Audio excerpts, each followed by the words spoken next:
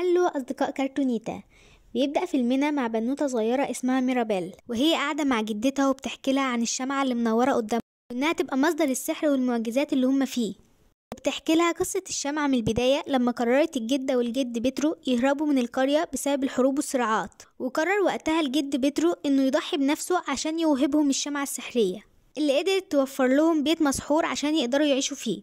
وكل طفل كان بيتولد في البيت ده كانت الشمعة بتعطيه قدرة سحرية، وبعدين بتقول لها ان الشمعة هتعطيها قدرتها السحرية النهاردة. وبيجي الوقت اللي بتقف ميرابيل قدام الباب عشان تكتشف قدرتها السحرية، وبتظهر ميرابيل تاني يوم وهي صاحية من النوم بكل نشاط وبتقول لنفسها انها هترفع راس عيلتها. وبتخرج بره البيت والأطفال بيبدأوا يسألوها عن قدرتها السحرية، فبتبدأ تحكي لهم عن قدرة كل واحد في عيلة مدريجال.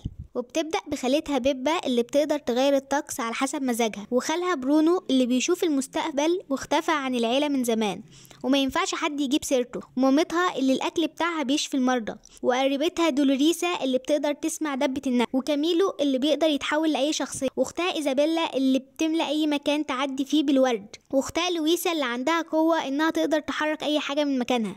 فبيسألوها طب وانتي قدرتك ايه؟ فبيظهر هنا ان ميرابيل الوحيدة اللي ما عندهاش قدرة سحرية، وبتحاول ميرابيل تساعد عيلتها على قد ما تقدر في تزيين البيت، وبيكونوا بيجهزوا لحفلة طفل في العيلة النهاردة عشان يكتشف قدرته السحرية. فبتقابلها جدتها وبتقول لها انها محتاجاها تبعد النهاردة عشان مش عاوزة الغلط يتكرر تاني، وان القرية كلها معتمدة على السحر بتاعها. بتدخل ميرابيل اوضتها وبتطلع هدية وبتعطيها لأنطونيو الطفل اللي بيجهزوا لحفلته، وان دي الحفلة الوحيدة اللي حصلت من بعد حفلتها. فبيكون أنطونيو قاعد قلقان ان الباب ما يتفتحش وما يكونش عنده هبة سحرية، فبتطمنه ميرابيل ان لو ما خدش الهبة السحرية هيبقى مكانه هنا جنبها. فبيفتح الهدية بتاعتها وبتكون عبارة عن نمر لانه بيحب الحيوانات. وبيجي الوقت اللي هيكتشف فيه الهبة السحرية، وطلب من ميرابيل انها تكون واقفة جنبه، وبتبتدي تفتكر يوم حفلتها وان الباب اختفى اول ما لمسته. وبعد كده بترجع لأنطونيو وهو بيحط ايده على الباب بتاعه، وبيظهر على ايده بغبغان، وبيبقى الهبة السحرية بتاعته انه بيقدر يفهم ويتكلم مع الحيوانات. وبيجتمعوا كلهم عشان يتصوروا ما عدا ميرابيل اللي بتبقى واقفة بعيدة وزعلانة، ولكن بتحاول تهون على نفسها انها من عيلة مدريجال. فبيخرج الكل عشان يحتفلوا بره، وبتفضل ميرابيل لوحدها.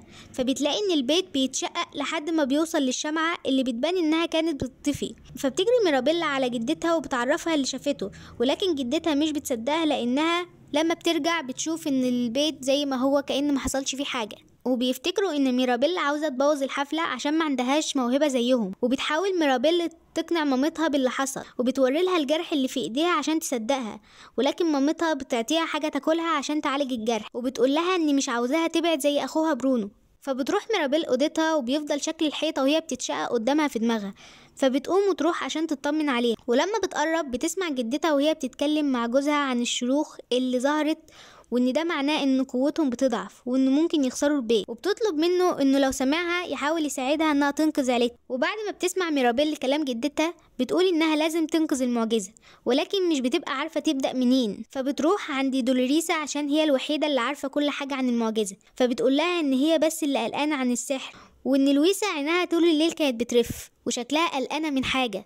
وبعدين بتجمعهم جدتهم عشان تعلن عن خطوبة إيزابيلا، وبتروح ميرابيل عشان تلحق لويسا وتفهم منها هي متوترة ليه. فبتهرب منها وبتقول لها ان عندها شغل كتير، ولكن مع زن ميرابيل عن ايه اللي حصل للسحر قالت لها انها تروح تدور عليه في برج برونو، وانه قبل ما يختفي كان شاف نبوءة للشمعة ومحدش يعرفها غيره. وبتروح ميرابيل لمكان برونو مع ان الكل ممنوع يدخل المكان ده، وبتلاقي انه مليان بالرمل. ولما بتوصل بتلاقي ان في فراغ بيفصل بين الصخرتين، فبتربط حبل وبتحاول تعدي وفعلا بتنجح. وبعدين بتلاقي ممر، واول ما بتدخل من الباب بيتقفل وراها، وبتلاقي قطع ازاز منوره وسط الرمل. بتسأل نفسها يا ترى ايه اللي بيأذي السحر، وهي بتحاول تركب قطع الازاز.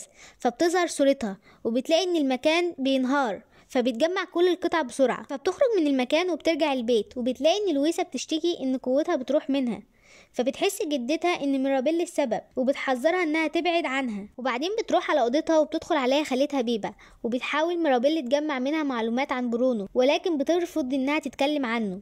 فبتجمع ميرابيل القطع وبيظهر عليها انها واقفه والبيت كان وراها وفيه شكوك. فبيدخل عليها ابوها فجأة وبتفضل تحكي له عن اللي حصل معاها، فبيقول لها انها ما تجيبش سيرة لحد، ولكن دولوريسا بتسمعهم من ورا الباب. وبعدين بيبدأ العشاء اللي معمول عشان خطوبة إيزابيلا، وبتفضل تراقب ميرابيل دولوريسا، وبتلاحظ ميرابيل إن الأرض بتتشقق وبتحاول تخفيها عشان اليوم ما يبص، ولكن بتقول دولوريسا إن اللي بيحصل ده عشان ميرابيلا رجعت تدور ورا برونو تاني. فبتتعصب جدتها وبتقول إن السحر لسه قوي، وبتقفل الباب ورا الناس، وبتروح ميرابيل ورا الفيران لأنهم سرقوا منها القطع الإزاز المنورة، وبتمشي وراهم لحد ما بيدخلوا نفق ضيق. فبتلاقي شخص بياخد الازاز وبيجري، وهي بتحاول تلحقه وبتتعلق على خشبه وبتكون هتقع، ولكن بيمد ايده ليها وبيلحقها، وبيكون الشخص ده هو برونو. وبتسأله هو بعد عنهم ليه، فبيقول لها ان قوته ما كانتش بتساعد العيلة، ولكن هو لسه بيحبهم.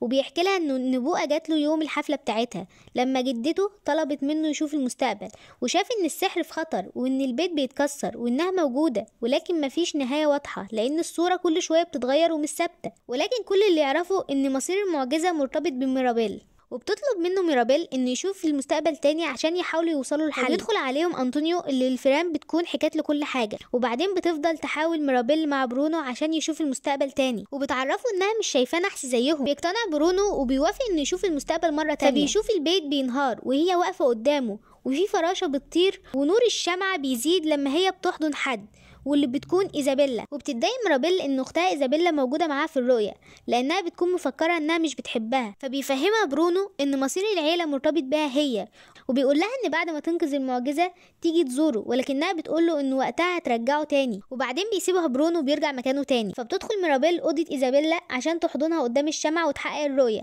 ولكن إيزابيلا مش بترضى وبتقول لها انها بوظت خطوبتها وانها السبب في كل حاجه بتحصل، وبتطردها بره الأوضة. فبتقول لها ميرابيل إنها أنانية ومش بتحب غير نفسها. فبترد عليها إيزابيلا وتقول لها إن طول الوقت بتحاول تبقى مثالية لدرجة إنها كانت هتتجوز واحد مش عاوزاه عشان خاطر العيلة، وبتفهم إن السحر ساعدها إنها تبوظ خطوبتها عشان هي مش بتحبه. وبتدخل جدتهم عليهم وبتبقى متعصبة من ميرابيل، فبتقول لها إنها بتحاول تنقذ السحر، ولكن جدتها بتقول ان هي السبب في كل حاجة بتحصل حواليهم، ومش عشان هي يعني ما عندهاش قوة فتأذي العيلة.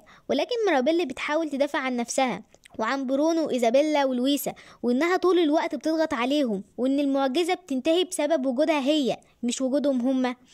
ومن بعدها وحصل شرخ كبير في الأرض والشمعة بتقع على جنبها، فبتجري ميرابيل عليها عشان تنقذها، والبيت بيتدمر من حواليهم زي ما كان بيحصل في النبوءة اللي شافها برونو، وكله بيخرج بره البيت قبل ما يقع ما عدا ميرابيل اللي بتطلع عشان تنقذ الشمعة، ولكن البيت كله بينهار عليها والشمعة بتطفي. ووقتها بتقرر تسيب المكان وتمشي، وبتفضل العيلة تدور عليها ولكن محدش بيلاقيها. وبتكون ميرابيل وقتها قاعدة على النهر وبتعيط، وبتدخل عليها جدتها وبتقعد معاها وبتفتكر ذكرياتها مع بيدرو جدهم وهم شباب، وبتقول لها ان النهر ده هو اللي قدم لهم الشمعة اللي هي بنت البيت ليهم، وفضلت تحاول تحافظ على الشمعة دي عشان ما تفقدهاش زي ما فقدت جوزها. وبتقول لها انها اسفة وان هي ملهاش ذنب في اللي حصل. وبتلاقي ميرابيل الفراشة الذهبية اللي كانت شافتها في النبوءة، فبتقول لها ميرابيل انها عارفة قد ايه ان هي تعبت لوحدها، وانها فهمت خوفها عن الشمعة والسحر، وبيحضنوا بعض وبتتجمع حواليهم فراشات كتير. وفجأة بيظهر برونو، فبتجري عليه الجدة وبتحضنه، فبيكون مستغرب منها، وبعدين بتاخدهم وبترجع للعيلة، وبتقول لهم ميرابيل انهم لازم يساعدوا بعض عشان يبنوا البيت من جديد، وبيحضروا اهل القرية عشان يساعدوهم. واول ما بيخلصوا البيت الجديد بتحط ميرابيل ايديها على الباب عشان تفتحه، واول ما بتلمس الباب بيتجدد فيه السحر، وبيرجع كل فرد في العيلة لقدرته السحرية، وبيرجع برونو يعيش معاهم تاني بعد ما كل واحد فهم اهمية العيلة. وكده يبقى فيلمنا خلص. سلام.